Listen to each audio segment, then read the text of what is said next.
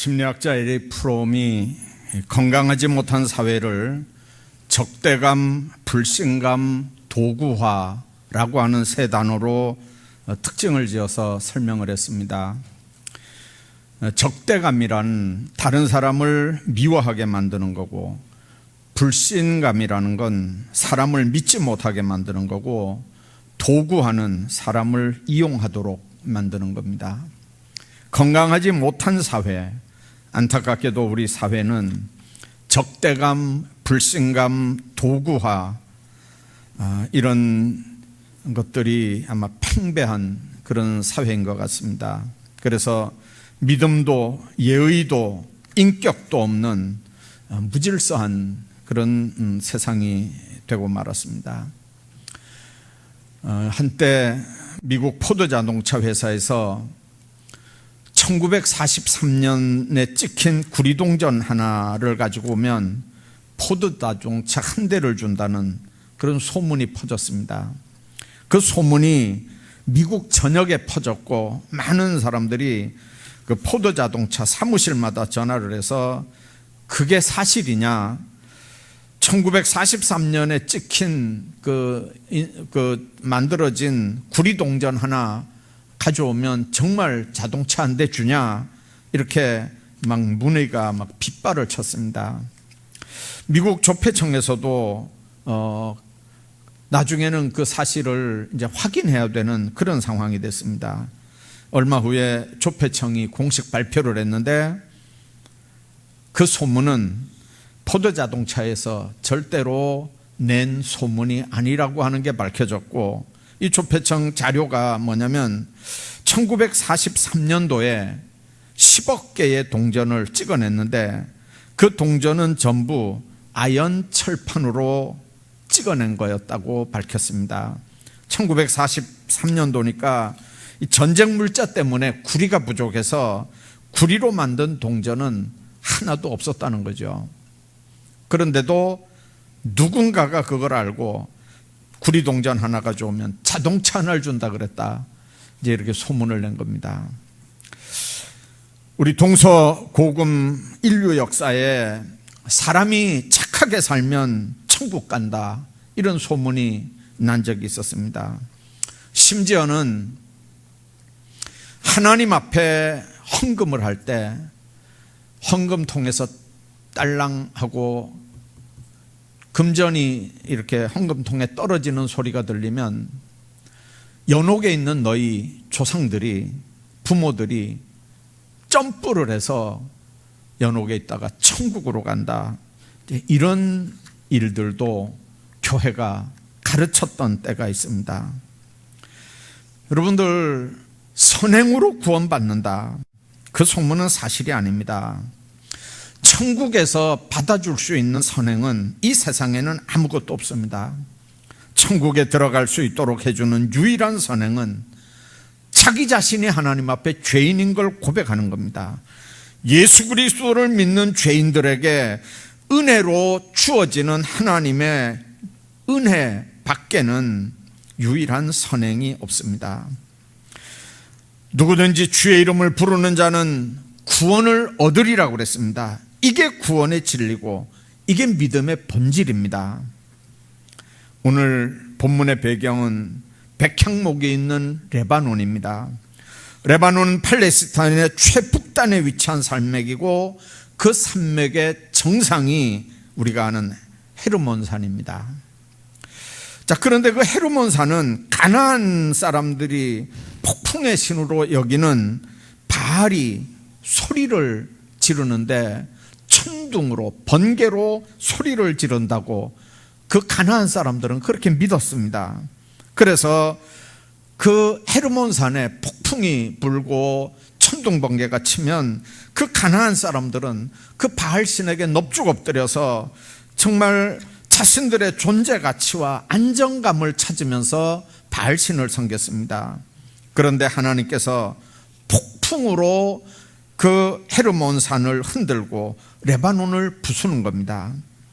다윗은 오늘 본문에 권능 있는 자들, 신의 아들, 하나님의 자녀들은 하나님께 영광을 돌리고 그 이름에 합당한 영광을 돌리면서 거룩한 옷을 입고 하나님께 예배하라고 합니다. 왜 그러냐면 대자연이 여호와의 권능과 영광 앞에 굴복할 수밖에 없다면 보잘것없는 인생은 두말할 나위도 없기 때문에 그렇습니다. 우리 인생은 이 세상에서 가장 가치 있는 온전한 일이 하나님을 예배하는 일입니다. 사람들은 보통 신앙과 신념을 잘 구분하려고 하지 않습니다. 그런데 우리 예수 믿는 사람들은 이 두 가지를 분명히 구분해야 마귀의 미혹에 넘어가질 않습니다. 세상 사람들은 신념을 위해서도 목숨을 내놓는 사람들이 있습니다. 그러나 목숨을 내놓는다고 하는 그건 이미 신념이 아니고 나름대로는 그 사람의 신앙입니다. 반대로 목숨을 버릴 수 없다면 그건 신앙이 아니고 전형적인 신념입니다. 신념과 신앙은 믿는다는 입장에서는 비슷한 것 같지만 그러나 목숨을 버리느냐 안 버리느냐, 그걸 위해 사느냐 안 사느냐는 이건 신앙과 신념의 근본적인 차이가 됩니다. 신념의 주체는 언제든지 자기 자신입니다. 자기 중심적입니다. 그래서 사람들은 그 신념을 믿음이라고 착각을 하고 그 신념에 사는 걸 신앙생활을 한다고 착각을 하는 겁니다. 오해를 합니다. 그러나 진정한 믿음의 주체는 하나님입니다. 나에게 믿음을 주시는 분도 하나님이고 내 믿음을 견고하게 하는 분도 하나님입니다. 물론 인간의 생사화복을 주관하는 건 말할 것도 없고요. 자, 그렇다면 이 신앙의 본질이 뭐겠습니까? 알맹이 없는 신념을 신앙이라고 속고 살면 얼마나 억울하겠습니까? 오늘 본문 말씀을 중심으로 신앙생활에서 본질 없는 신앙이 뭔지를 생각하고 하나님 앞에 온전한 예배의 사람들로 나가시기를 주의 이름으로 축복합니다. 우선 예배 없는 신앙은 알맹이 없는 신앙입니다. 하나님을 만나는 통로가 예배입니다. 구약 용어의 제사는 그리스도가 단번에 제물이 되신 후에 경배를 뜻하는 예배로, 워십으로 바뀌었습니다. 교회는 예수 그리스도의 보혈과 부활의 증거가 성령의 능력으로 선포되고 오직 하나님께만 찬양하고 기도하고 영광 돌리는 신령과 진정으로 예배드리는 곳이 교회인 줄로 믿습니다. 그런데 예배가 없는 신앙이란 신령과 진정성이 없는 예배를 드리는 신앙을 얘기합니다. 아울러서 제물이 없는 예배를 말하기도 합니다. 하나님께서는 우리 몸으로 거룩한 산 제사를 드리라고 그랬습니다. 이것이 너희가 드릴 영적 예배라고 했습니다. 신령과 진정의 예배는 우리 몸으로 하나님 앞에 산 제사를 드리는 게 이게 하나님이 기뻐하시는 영적 예배라는 거예요. 코로나 사태 때문에 예배 형태가 온라인 예배로 바뀌고 일부 신학자들이 그것도 예배라고 인정하는 분위기지만 여러분들, 예배를 드리는 우리 중심은 변함이 없어야 합니다. 자칫 온라인 예배 특성상 영상을 시청하는 걸로 주일 성수를 했다거나 예배를 드렸다고 여러분들이 스스로 위안을 삼지만 하나님이 우리에게 원하는 건 보는 게 아니라 드리는 겁니다. 자기 자신을 제물로 드리는 예배인 줄로 믿습니다. 그리스도의 보혈로 제사가 없어지고 예배로 바뀐 지금 너희 몸을 하나님이 기뻐하시는 거룩한 산 제사로 드리라는 이 로마서 12장 1절의 말씀은 지금 우리가 드리는 진정한 의미, 신령의 의미의 핵심적인 포인트입니다. 미국의 어느 선교사가 러시아에서 어떤 교회 주일 예배 설교를 부탁받아서 그 러시아에 있는 교회 설교를 하러 갔습니다. 이제 미국에서 생각하고 상식적으로 생각하기는 그 예배의 설교자는 이제 자기 혼자인 줄 알고 갔는데 설교자가 4명이나 3명이나 기다리고 있었어요. 자기까지 이제 4명이 설교를 하는 거예요. 1시간에. 그래서 이게 무슨 이런 예배가 다 있나 생각을 했는데 예배가 3시간 동안 계속이 되는 거예요. 그리고 설교자들이 한 30-40분씩 설교하고 내려가면 또 다른 설교자가 올라와서 설교하고 또 내려가고 또 다른 설교자가 올라와서 설교하고 내려가고 이제 그렇게 릴레이 설교를 하고 하나님 앞에 드리는 예배였다고 그래요. 그 예배 마친 다음에 이제 그 목사님하고 이제 이 다과를 나누는데 예배가 너무 길게 그렇게 한 3시간씩 하는 거에도 놀랐지만 그 3시간 동안 예배 드리는 동안에 뜨겁게 찬송하고 뜨겁게 기도하고 말씀이 선포될 때마다 아멘 아멘 하면서 그 3시간 동안 한 사람들도 교인들이 자리에서 이탈하지 않더라는 거였거든요. 그 예배가 끝났는데도 교인들이 갈 기미가 안 보여서 그 선교사님이 그렇게 얘기했대요. 미국에서는 이렇게 예배 드릴 때 예배가 1시간이 넘으면 여기저기서 알람이 삑삑거리는 소리가 들리는데 어떻게 여기는 3시간 동안 예배가 진행되는데도 교인들이 한 사람도 자리 이탈하는 사람이 없냐. 그러니까 러시아 목사님이 이렇게 대답하더래요. 2-3년 전까지만 해도 신앙의 공동체로 함께 모여 예배 드리는 게 허용되지 않았습니다. 만일 예수 믿는 사람들이 모여서 예배 드리다 발각되면 모두 잡혀 감옥에 갔고요. 지금 이렇게 공개적으로 예배 드릴 수 있다는 게 이게 도무지 믿어지질 않습니다. 그래서 예배 드릴 수 있다는 거 이거 하나만으로도 우리는 너무 기뻐. 그냥 너무 기쁘다는 거죠. 그래서 앞으로 이제 이게 정책이 어떻게 바뀌어질지 모르니까 어떤 앞날이 우리를 기다리고 있을지 장담할 수 없기 때문에 매주일 주어진 이 예배 시간에 하나님 앞에 자유롭게 예배 드린다고 하는 거 오늘이 마지막일 수도 있고 이 정책상 다음부터는 안 된다고 할 수도 있고 오늘 예배 드린 사람 다 이렇게 파악했다가 주중에 다 감옥에 집어넣을 수도 있고 그러니까 자유롭게 예배 드릴 수 있는 게 지금 마지막 예배라고 생각하니까 예배를 중단하고 싶은 마음이 없어서 3시간 예배가 끝났는데도 집에 안 돌아간다는 거예요. 이런 상황은 북한 지하교회라고 다르지 않습니다. 통계에 의하면 북한 지하교회는 40만 명 정도의 성도들이 있었고 그들은 목숨을 걸고 숨어서 예배를 드립니다. 실제로 북한의 정치범 수용소에는 3분의 1이 기독교인이라고 하는 탈북자들의 증언이 있는 걸 우리가 압니다. 여러분들 숨어서 예배 드리다가 잡혀서 수용소 수감 생활을 하는 사람들이 전체 정치범 수용소에 있는 사람의 3분의 1이나 된다는 얘기거든요. 이 사람들은 한평생 살면서 예배만큼 더 중요한 게 없다고 하는 걸 아는 사람들이에요.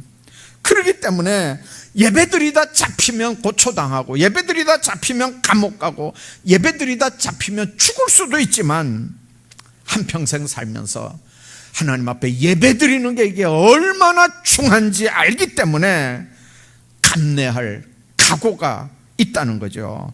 예배 때문에 감옥 들어갈 각오가 돼 있고 예배 때문에 죽을 각오가 돼 있고 한평생 살아오면서 예배드리는 것만큼 더 중요한 게 없다는 걸 그 사람들은 삶을 통해서 아는 거예요. 우리는 어떻습니까? 예배와 믿음은 정비례 되는 거거든요. 예배가 우리의 삶에서 차선이 되지 않기를 주의 이름으로 축복합니다. 우리에게는 예배가 이토록 큰 의미와 중요성을 갖고 있는지 이 시간에 우리 믿음을 한번 점검해 보시기 바랍니다. 여러분들 예배가 없는 신앙, 그거는 안 됩니다. 뿐만 아니라 십자가 없는 신앙이 돼서도 안 됩니다. 믿음은 교리가 아닙니다. 우리 믿음의 대상은 오직 예수 그리스도입니다. 간혹 어떤 사람들이 난 하나님의 살아계심을 믿는다, 그러면 여러분들 구원받은 것이 아니겠느냐, 그렇게 합니다. 여러분들 하나님 살아계신 걸 믿는다, 그러면 구원받는 게 받은 게 아니겠냐? 맞습니까? 아닙니다. 하나님 살아계신 거 알면서도 하나님 안 믿고 예수 안 믿는 사람들 얼마든지 있거든요. 구원 못 받습니다. 자, 나는 성경을 하나님의 말씀으로 믿는데 그러면 구원받은 거 아니냐? 아닙니다. 하나님이 천지 창조한 걸 믿는데 나 구원받은 거 아니냐? 아니죠. 나는 천국과 지옥이 있다고 믿는데 구원받은 거 아니냐? 절대 아닙니다. 성경은 예수를 구주로 믿어야 구원받는다고 얘기합니다.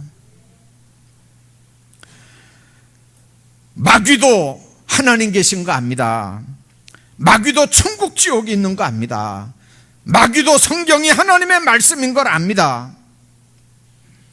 우리 신앙의 핵심은 십자가에서 나를 위해 피 흘려 죽으시고 우리를 구원해 주신 예수님이 우리 신앙의 핵심이고 주체라고 하는 걸 믿으시기를 바랍니다. 성경은 여리고성이 무너질 때 멸망하지 않았던 라합의 믿음에 대해서 여호수아 2장에서 말씀을 합니다. 거기 보면 자신과 가족의 생명을 지켜달라고 하는 라합의 요청에 청탐꾼들은 세 가지 조건을 기생 라합에게 제시를 했습니다. 첫째는 우리가 올 텐데 그때 창문에 빨간 이 끈을, 빨간 줄을 내려 달아라. 두 번째, 온 가족이 그 빨간 줄이 있는 집에 다 모여 있어라. 밖에 절대 나가면 안 된다. 세 번째, 우리가 왔다 가는 이 청탐 사실을 누설하지 말아라. 그 사람들이, 이스라엘 백성들이, 이제 이스라엘 군대들이 와서 이 여리고성을 점령할 때 기생 라합의 집은 특별히 보호를 했습니다. 라합이 바라보며 붙잡고 순종한 그 붉은 줄 한 가닥이 그 가정을 살렸습니다. 가족들뿐만 아니고 이웃집 사람이라도 만일 그 집안에 들어와 있었다면 그 이웃집 사람은 기생 라합 때문에 사는 역사가 있는 줄로 믿습니다. 믿음이라고 하는 게 뭡니까? 내 믿음, 내 심령, 내 형편, 내 처지가 어떻다 할지라도 개의치 않고 붉은 줄을 바라보는 게 믿음입니다. 내 상황이 어떠하든지 붉은 줄을 포기하지 않는 게 그게 믿음입니다. 라합이 붙잡은 건 붉은 줄의 약속입니다. 이 붉은 줄에는 무슨 의미가 있는 겁니까? 장차 오실 예수님의 십자가에서 흘리는 구속의 피를 약속하는 겁니다. 출애굽 직전에 문설주에 뿌려진 유월절 어린 양의 피가 예수 그리스도의 십자가 보혈을 의미했던 것처럼요, 예수님을 믿을 때 우리가 살고 있는 창에 붉은 줄과 같은 피 묻은 십자가가 매여 있음을 믿으시기를 바랍니다. 그 붉은 십자가가 나와 내 가정을 구원하는 겁니다. 재앙을 막고 심판을 막는 겁니다. 불안에서 평안을 얻게 합니다. 고통에서 자유를 맛보게 합니다. 예수님의 십자가는 그래서 구원의 표입니다. 십자가의 도가 멸망하는 자에게는 미련한 겁니다. 그러나 구원 얻는 우리에게는 하나님의 능력인 줄로 믿습니다. 예수님을 바라보고 신뢰하는 자마다 구원을 받습니다. 예수님을 의지하는 믿음으로 살아가시기를 주의 이름으로 축복합니다. 세 번째는 교회 없는 신앙이 돼서는 안 됩니다. 예배 없는 신앙도 쭉정이고 십자가 없는 신앙도 쭉정입니다. 교회 없는 신앙, 그건 축정입니다.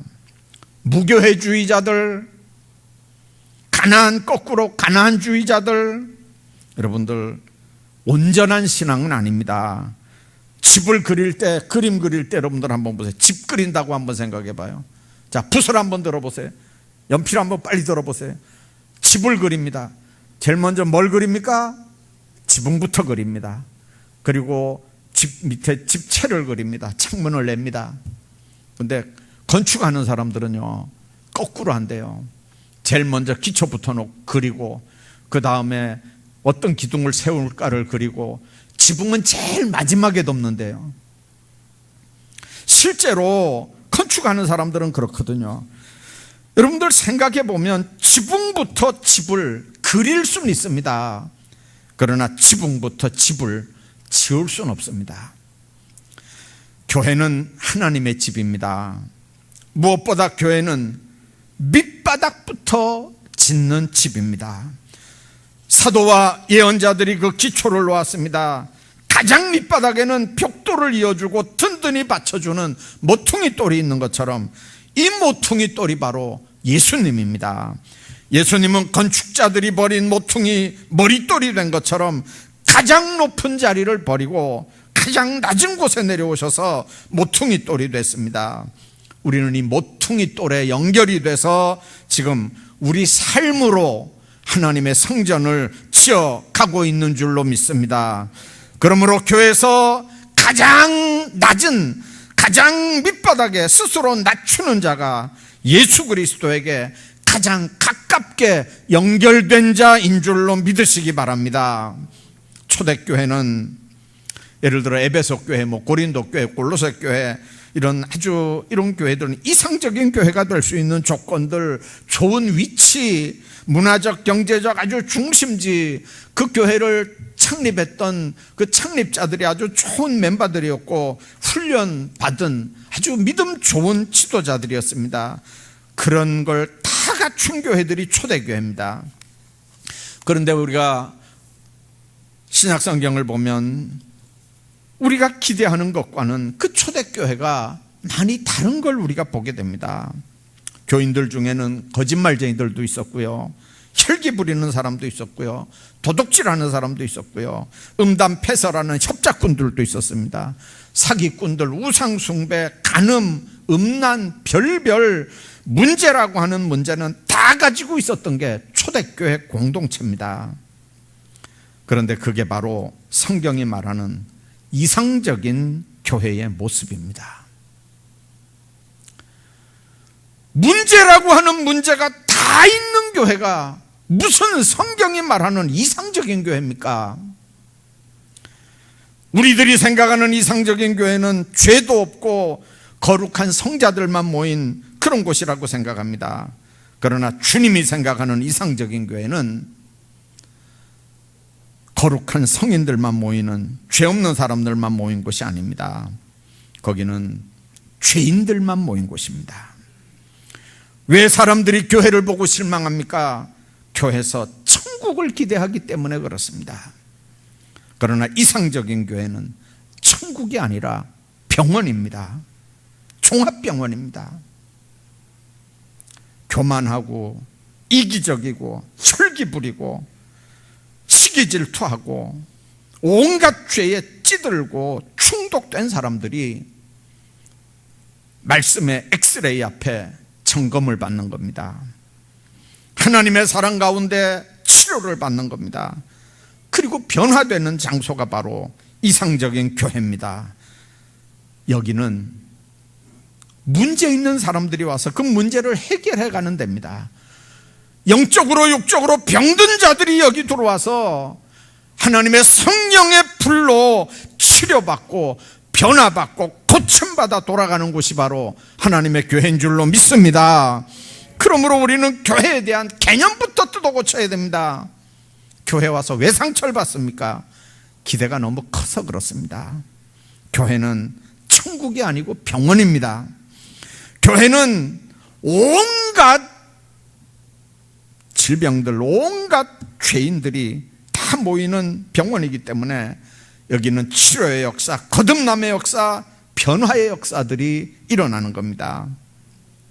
마치 용광로에 별별 쇳덩어리들이 들어가도, 심지어는 돌덩어리가 들어가도 다 녹아서 쇳물이 돼서 나오고 돌물이 돼서 나오는 것처럼, 성령 충만한 하나님의 교회는 어떤 죄인이 오든지, 어떤 사고방식이 있는 사람이 오든지, 어떤 이데올로기가 있는 사람들이 오든지 성령의 불로 녹고 녹아서 예수 그리스도의 보혈로 거듭나서 나가는 곳이 바로 교회인 줄로 믿습니다. 그래서 우리는 하나님의 교회는 성령이 일하는 교회, 치유의 역사가 일어날 수 있는 영적인 교회로 만들어 가야 됩니다. 혼자 하는 여행, 혼자 먹는 밥, 혼자 사는 게 더 편한 개인주의 사회를 살아가는 현대인들에게 이 교회라고 하는 공동체가 조금은 부담스럽게 느껴질 수도 있습니다. 개성이 강한 사람들은 나하고는 도대체 안 맞는다, 안 맞는 곳이다, 그렇게 느껴질 수도 있습니다. 더구나 교회 공동체의 질서와 신앙 규범들은 얼마든지 자유롭게 개인적으로 개인주의 사회를 지향하는 우리들에게 이 불편한 요소들이 될 수 있습니다. 그런다고 여러분들, 하나님의 교회에서 신앙생활을 자유자재로 할 수는 없습니다. 신앙생활은 내 좋을 대로 하는 데가 아니거든요. 예배 없는 신앙, 이건 안 됩니다. 십자가 없는 신앙, 이것도 안 됩니다. 교회 없는 신앙, 이것도 온전한 신앙생활은 아닙니다. 예배와 십자가와 교회 생활, 이건 참된 신앙의 핵심이고 본질입니다. 오늘 전교인 출석주일에 참여한 성도 여러분들, 주님의 은혜와 축복이 여러분들 모두에게 함께 하시되 예배, 십자가, 교회 마음속에 깊이 아로새기고 이 성전을 나서기를 주의 이름으로 축복합니다.